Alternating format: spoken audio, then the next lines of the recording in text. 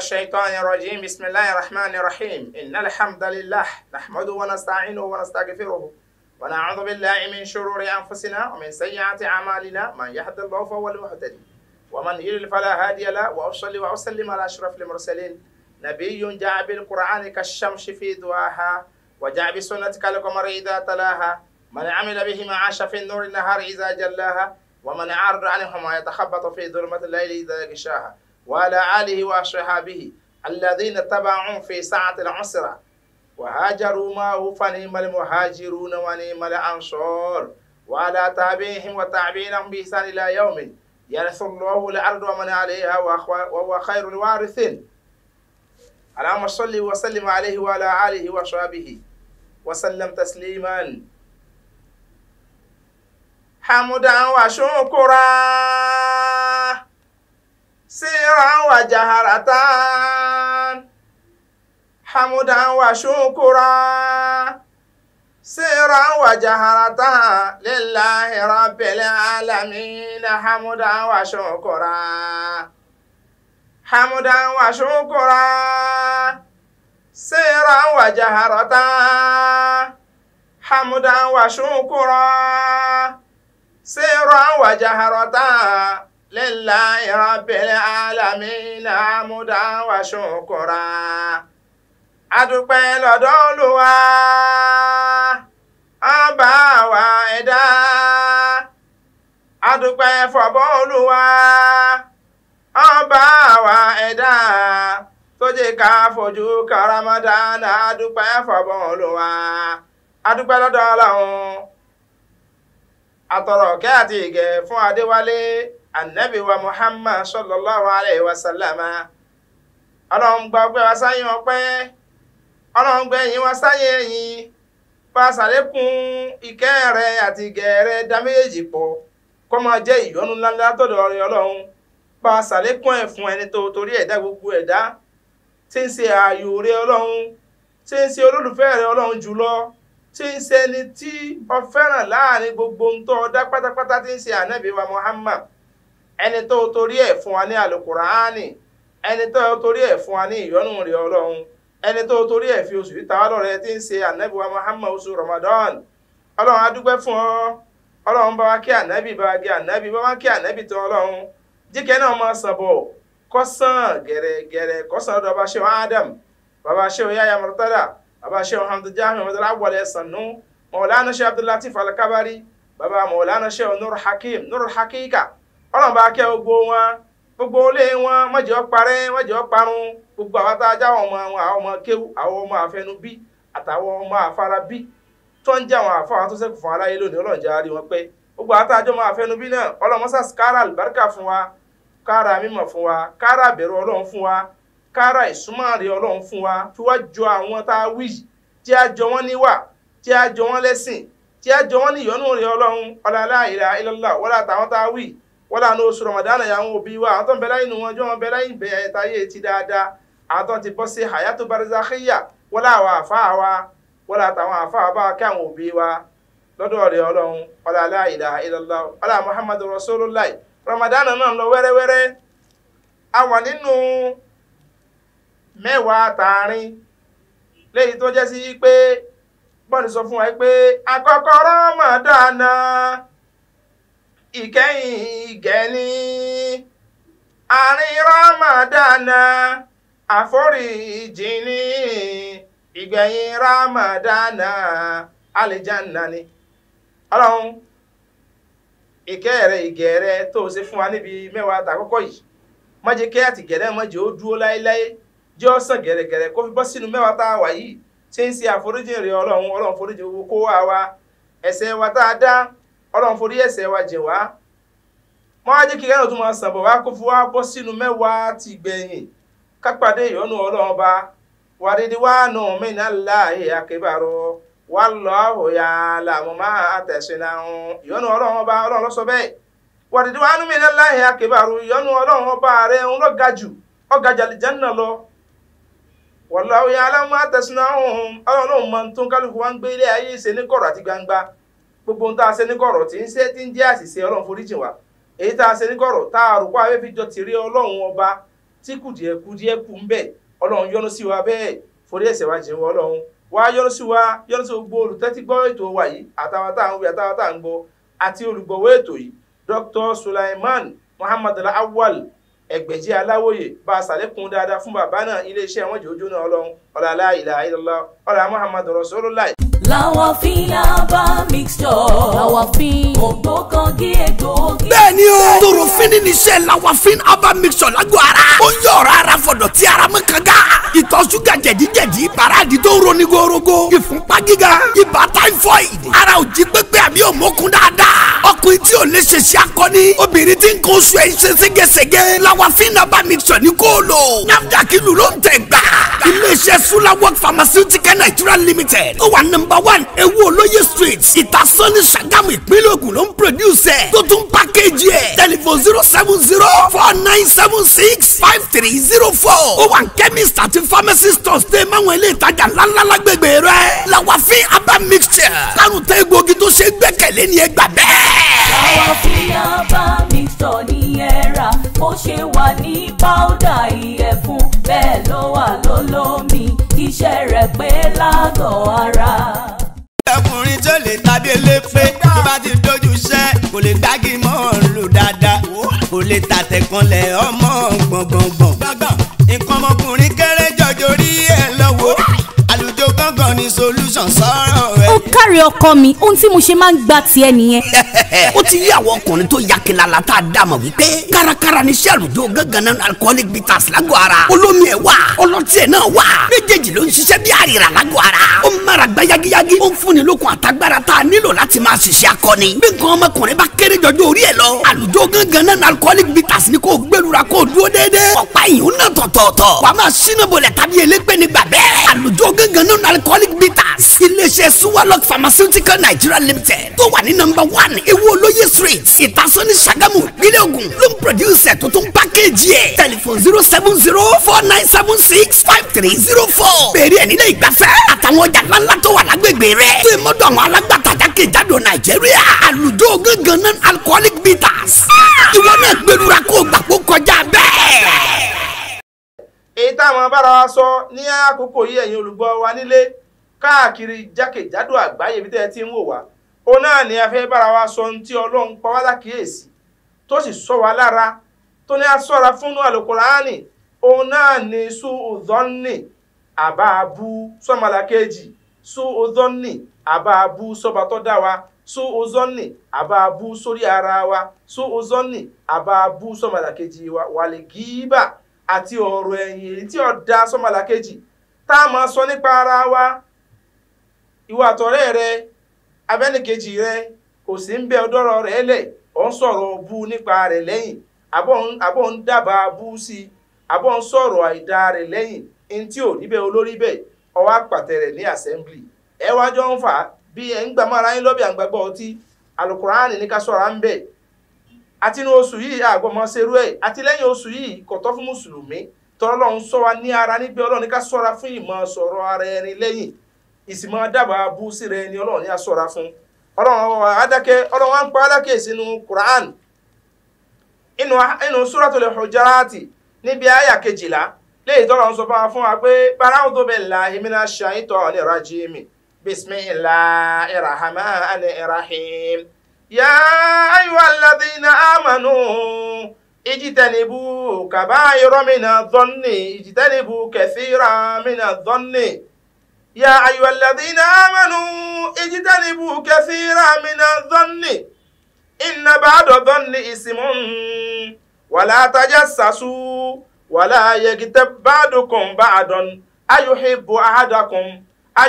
أحدكم أن يأكل لحم أخيه ميتا فكرهتموه واتقوا الله إن الله تواب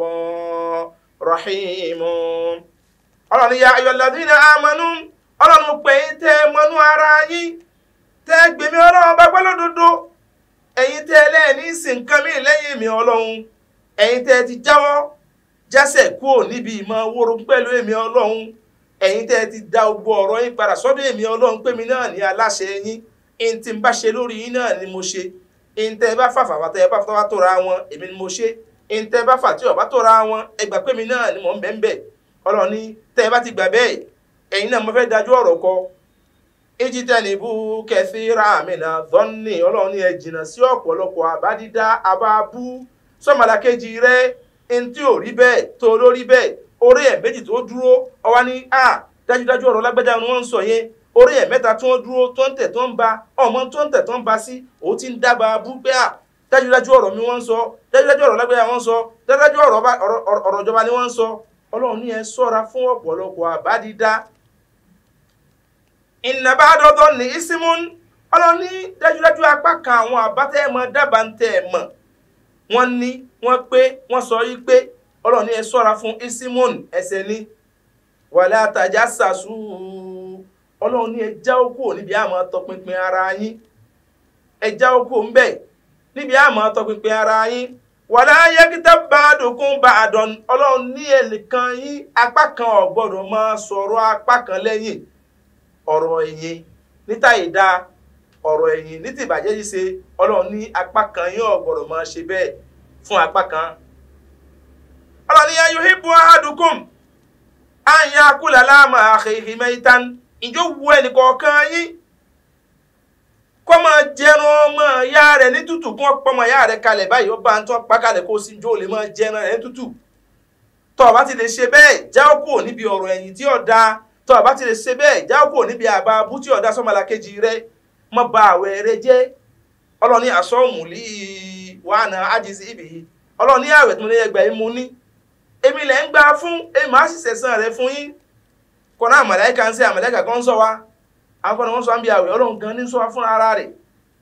ọlọ́run lòun ní àwẹ̀ òun lòun sì sẹ̀san rẹ̀ fún wa tó bá jẹ́ bẹ́ẹ̀ ọlọ́run lòun ó sẹ̀san àwẹ̀ tá a bá gbà pẹ̀lú dáadáa ẹni tó gba àwẹ̀ náà imanan wa ihtisaban ẹni tó gbà pẹ̀lú pé ọlọ́run ní ká gbà tó ní gbàgbọ́ sọ̀rọ̀ wa ihtisaban tí wọ́n fi ń retí àánú ọlọ́run látọ̀dọ̀ ọlọ́run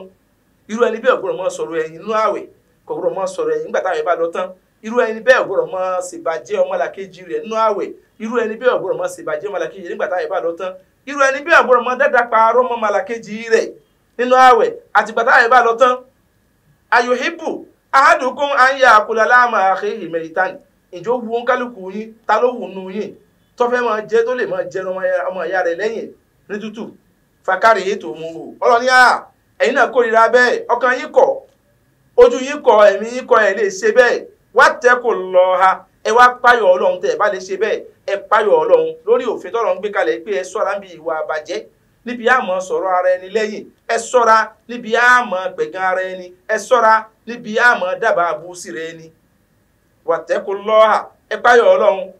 innallaha tawwabun rahimun ọlọ́run ní innallaha dájú ọlọ́run ọba tó ní kẹ́ ẹ ṣọ́ra kúrò níbi ìwà ìbàjẹ́ yìí kẹ́ ẹ ṣọ́ra kúrò níbi àmọ́ dábàá abú àmọ́ sọ̀rọ̀ ara ẹni lẹ́yìn èyí tẹ́ ẹ ti sọ sẹ́yìn ẹ túbá tẹ́ ẹ bá túbá tẹ́ ẹ padà sí díẹ̀ mọ́ innahu kana tawwaban rahima ọlọ́run ọba tí máa fi gba túbá ẹrú ni rahimun òun náà sì ní ọba tí ó máa kẹ́ ẹrú lẹ́yìn ìgbà tó bá gba túbá rẹ̀ tán nídìí eléyìí gbogbo àwa mùsùlùmọ́ ọmọdé àgbàlagbà sàmàrí lọ́kùnrin sàmàrí lóbìnrin ká jáwọ́ kúrò níbi ọ̀rọ̀ ẹ̀yìn ká jáwọ́ kúrò níbi ìwà tí ó dáa ká jáwọ́ kúrò níbi àbábú tí ó dáa. Ànábì Muhammad sallallahu alayhi wa sallam qala Ànábì sọ pé ar-rajulu yazni ọkùnrin tí ń ṣe sìná thumma yatubu tó wá túbá tí ó padà síbi sìná náà mọ́ fayatuba Allahu alayhi tọ́nà wá gba tútúbá rẹ̀ ọkùnrin tí ń ṣe sìná sẹ́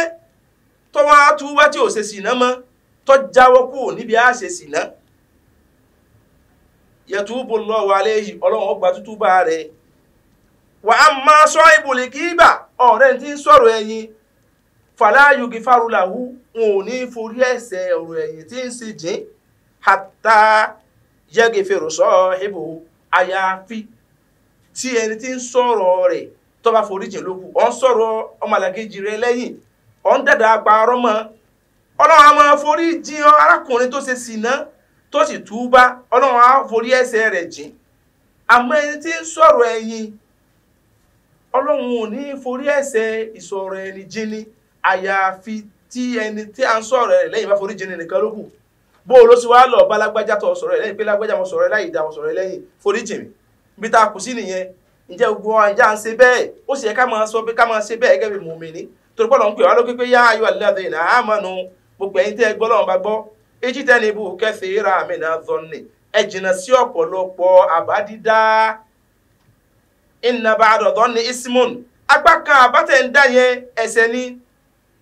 wala tajassasu Ọlọ́run ní ẹ má tọpinpin ara yín orí pé lágbájá ẹ bẹ̀rẹ̀ sí í dáa fún ọwọ́ ní ó ti dọ́gbọ́n sí ni lára tó rí ó ti dọ́gbọ́n sí ni ọ̀tẹ̀ ń di ni ṣé wọ́n gbàgbọ́ pé Ọlọ́run ò lè sí dáadáa fún yẹn láì jẹ́ pé yẹn dọ́gbọ́n ayé kan sí ó ti rọ Ọlọ́run wa pín tó sọ fún wa yí pé inna Allaha yarzuqu man yasha'u bighairi hisab Ọlọ́run tó sọ pé dájú òun Ọlọ́run ọba yarzuqu man yasha'u òun a máa ṣe àsìkí fẹ́ni tó bá wù òun a máa fẹ́ni tó bá wù òun ní àsìkí bighairi hisab wọ́n fún ní àsìkí tí ó sì ní ṣèṣirò sẹ́gbàdìjọ́ àlè kìyàmọ̀ ọwọ́ arílágbẹ́já tó bẹ̀rẹ̀ sí dìde ọlá orítàmọ̀dọ̀ tó bẹ̀rẹ̀ sí dìde owó orílámọ̀yé tó bẹ̀rẹ̀ sí dìde àsìkì ọwọ́ à ń sọ̀rọ̀ ẹ̀ lẹ́yìn pé ọdọ́gbọ́n sí ni ó ti lọ́ọ́ tẹ́ ń di ni gbogbo ń tọ́ sọ lẹ́yìn rẹ ẹ̀ṣẹ̀ ni fún ọ kó o tó lè rí àforíjì àfikọ́ lọ sọ̀rọ̀ lágbájá yẹn pé lágbájá mo sọ̀rọ̀ ẹlẹ́yìn foríjì tó bá ti foríjì ọ òun ni túmọ̀ àdìsí tálẹ́bì sọ fún wa ìpè wa sọ ibò lè gíbà ẹni tí ń sọ̀rọ̀ ẹ̀yìn fàlà yugifaru lahu wọn ò ní foríjì hátà yẹ́gẹ̀ fèrò sọ ìbò àyàfi tí ẹni tá a sọ̀rọ̀ ẹlẹ́yìn bá foríjì ní lókù nítorí bẹ́ẹ̀ jáwọ́ kó níbi ọ̀rọ̀ ẹ̀yìn jáwọ́ kó mi tí ọ̀dà ruwiya annahu Allahu ta'ala ila Musa alayhi salam wọ́n gbẹ̀gbà wá pé Ọlọ́run bá ránṣẹ́ sí ànábì wa Musa alayhi salatu wa salam kí Ọlọ́run yí fún ànábì wa Musa Ọlọ́run ní mọ́ tata ibamina gíbà Ọlọ́run ní rẹ̀ Musa mọ́ tata ibamina gíbà gbogbo ẹni tó bá kú tó yìí ti túbá tó ti jáwọ́ kúrò níbi ọ̀rọ̀ ẹ̀yìn sísọ tó bá kúrò láyé fọwọ́ akhiru man dakhala al-janna irú ẹni bẹ́ẹ̀ ni ó wà ní Jánnà gbẹ̀yìn. ọkùnrin tó lè tàbí elépe tó bá ti dojú iṣẹ́ kò lè gbági mọ́ lò dáadáa kò lè tàtẹ̀kànlẹ̀ ọmọ gbọ̀ngbọ̀ngbọ̀n nǹkan ọmọkùnrin kéré jọjọ rí ẹ lọ́wọ́ àlùjọ gángan ni solution sọ̀rọ̀ rẹ̀. ó kárí ọkọ mi ohun tí mo ṣe máa ń gbà tiẹ̀ nìyẹn. ó ti yí àwọn ọkùnrin tó yakilala tá a dá mọ̀ wípé kárakára ní iṣẹ́ àlùjọ gángan náà alcoholic bitters lágọ̀ọ́ ara olómi ẹ̀ wà ọlọ́tí ẹ̀ náà wà méjèèjì ló ń ṣiṣẹ́ bí àrìrà lágọ̀ọ́ ara ó ń mára gbá yagiyagi ó ń fúnni lókun àtagbára tá a nílò láti máa ṣiṣẹ́ akọni bí nǹkan ọmọkùnrin bá kéré jọjọ orí ẹ̀ lọ àlùjọ gángan náà alcoholic bitters ni kò gbẹlura kò dúró déédéé ọ̀pá ìyún náà tọ̀tọ̀ọ̀tọ̀ wà á máa ṣínà bolẹ̀ tàbí elépè nígbà bẹ́ẹ̀ àlùjọ gángan náà alcoholic bitters iléeṣẹ́ Suwalok Pharmaceutical Nigeria Limited tó wà ní #1 ewu olóye street ìtasọ́ni Ṣàgámù ìpínlẹ̀ Ògùn ló ń produce tó tún pákéjì ẹ̀ tẹlifon 07049765304 bẹ̀rẹ̀ ẹ̀ nílé ìgbafẹ́ àtàwọn ọjà ńláńlá tó wà lágbègbè rẹ̀ tó ìmọ̀dọ̀ àwọn alágbàtàjà kejìdó Nàìjíríà àlùjọ gángan náà alcoholic bitters ìwọ náà gbẹlura kó gbàgbó kọjá bẹ́ẹ̀.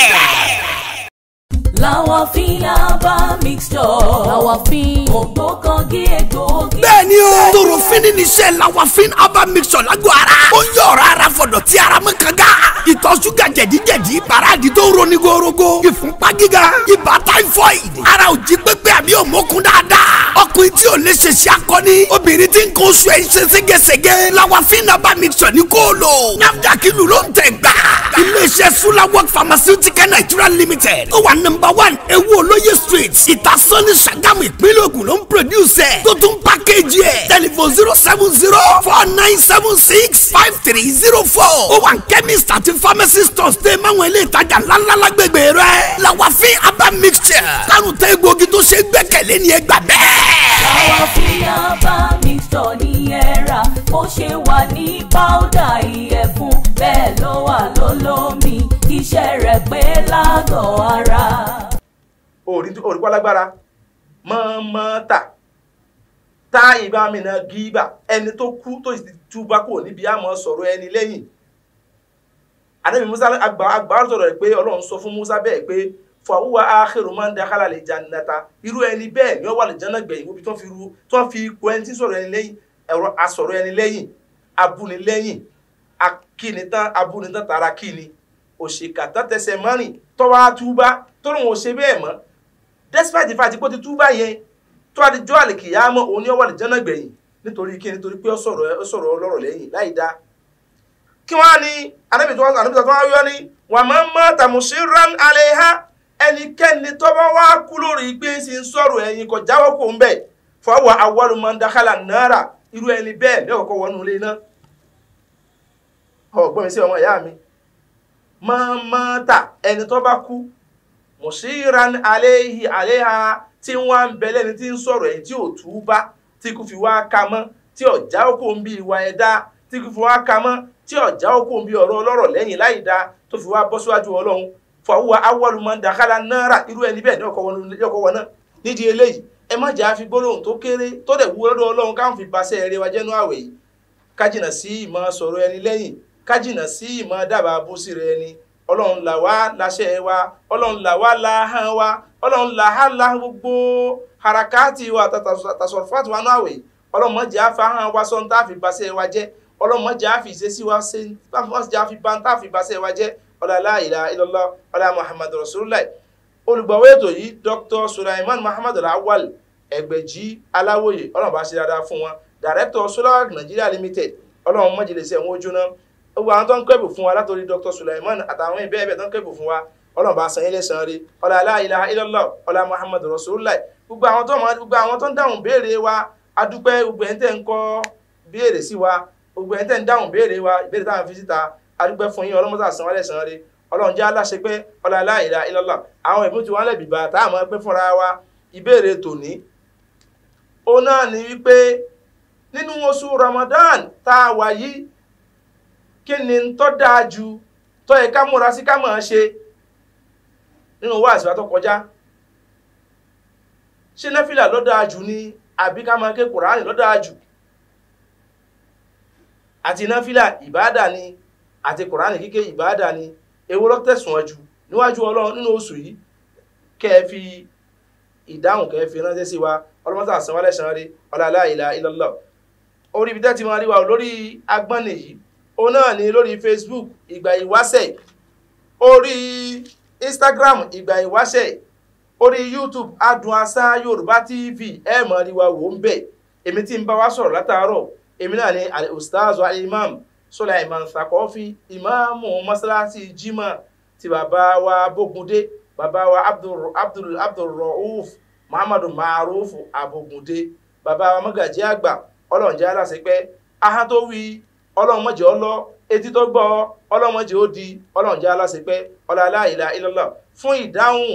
fún ìbéèrè àti ìdáhùn lórí ọ̀rọ̀ ẹ̀sìn nọ́mbà mi rè 070 30 65 84 49 lẹ́ẹ̀kan sí 070 30 65 84 49 ọlọ́mọsá àṣẹwọ́n lẹ́sàn rí ọlá la ilaha illallah. ilé iṣẹ́ tó gbé wa jáde ó náà ní Sulawok Nigeria Limited tí ń bẹ ní Ògbómọ̀ṣọ́ ní àdúgbò làkà òkété ni wọ́n ń pè ní ilé alága lÓgbómọ̀ṣọ́ ọlọ́run mọ́sá àṣẹwọ́n lẹ́sàn rí ọlá la ilaha illallah. àwọn product ń jáde ń bẹ ó náà ní lawafin lára ẹ̀ ní one stone. gbogbo àwọn product yìí ó wúlò fún àgọ́ ara wa ọlọ́run mọ́sá bàbá san bàbá tí ń gbé jáde bàbá san ẹlẹ́sàn rí iléeṣẹ́ náà mẹ́jọ jóná ọlá la ilaha illallah ọlá muhammadu rasulullah. subhana rabbika rabbil izzati amma yasifuna wa salamun ala al-mursalin walhamdulillahi rabbil alamin. Lawafin Aba mixture.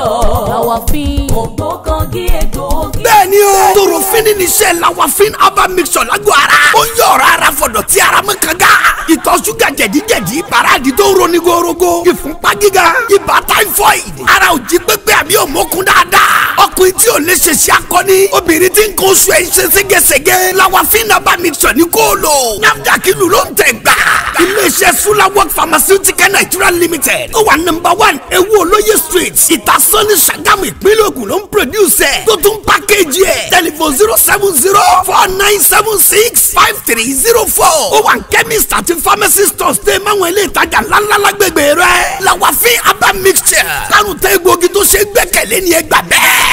Lawafin Aba mixture ní ẹ̀rà bó ṣe wà ní powder ìyẹ̀fun bẹ́ẹ̀ ló wà lólómi iṣẹ́ rẹ̀ pé lágọ̀ọ́ ara.